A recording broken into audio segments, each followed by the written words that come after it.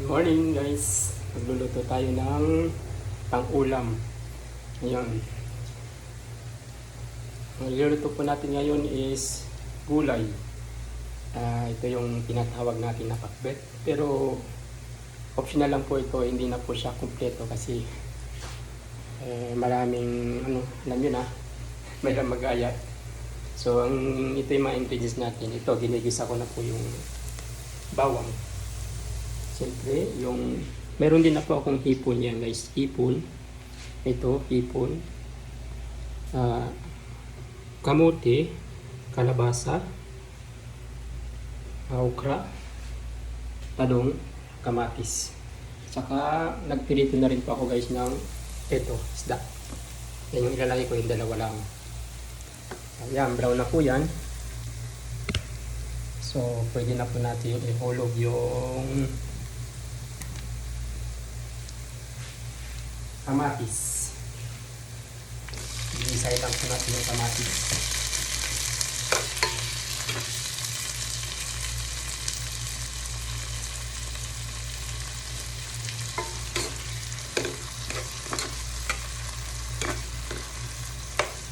Yung aking kalan ay medyo makula na yung apoy.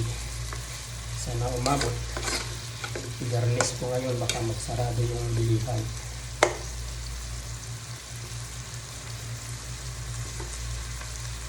Pasensya na po kayo guys sa aking kusina dahil lang po marumi. Hindi pa namin nalilinis. Walang time kasi lahat may trabaho. So kung ano ba po yung nakikita nyo dyan, huwag nyo na lang pong pansinin. Yan.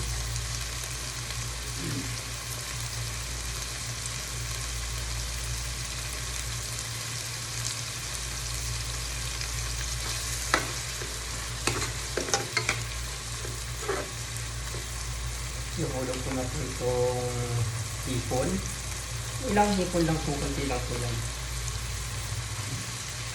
Binalatan ko na rin po yan para hindi na mahirapan na magbalat.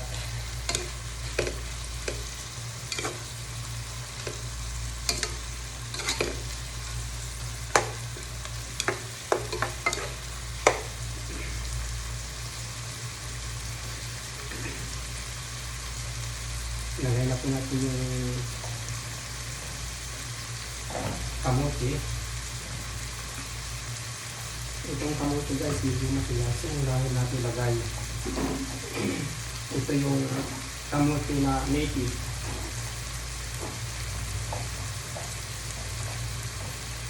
Ayan, nawalan na po natin itong kamote. So, uunahin po natin guys yung mga matigas.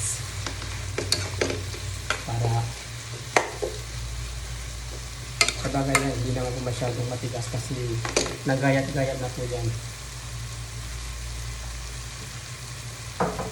Tapos ihulog natin yung kalabasa.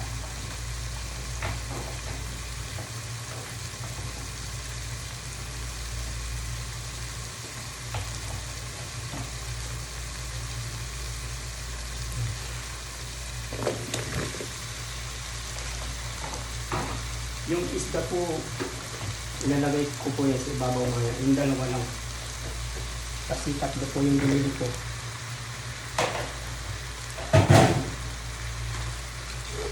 Tatlo po yung guys, yung pan na yan. So,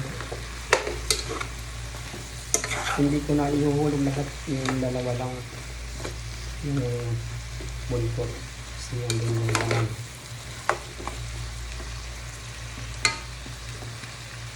Yan, lahan ko na po ng asin. Yung ginagamit ko pong asin guys, ito yung low sodium light. Mahal nga lang po pero ano siya, hindi ko alam kung bakit light. So hindi ko na po may explain, pasensya na.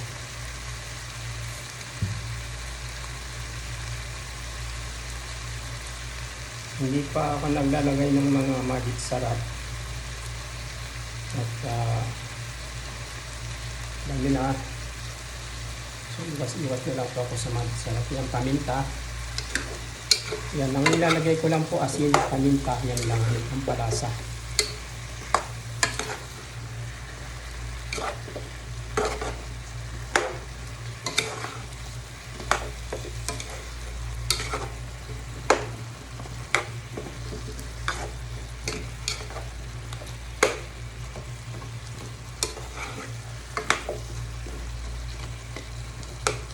Ayan, nalagyan ko na rin po ito. So halos sabay-sabay na lang po ito kasi madali na naman lumabog yung na yan. Yung kalabasa sa kakamote. Kapag nilagyan ko na po ng tubig, so lalambot na siya. So ihulog na po natin itong talong. Saka na po lalagay ng tubig.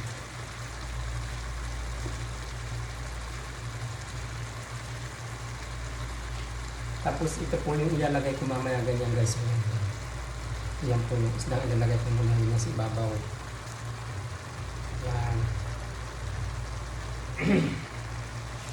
Tapos tubig. Lagyan ko po ng konting tubig.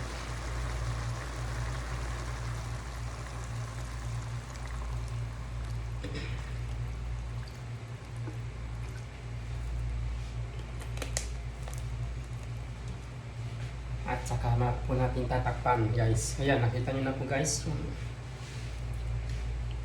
Yan, yan po yung luto natin na ulam for today. Gulay.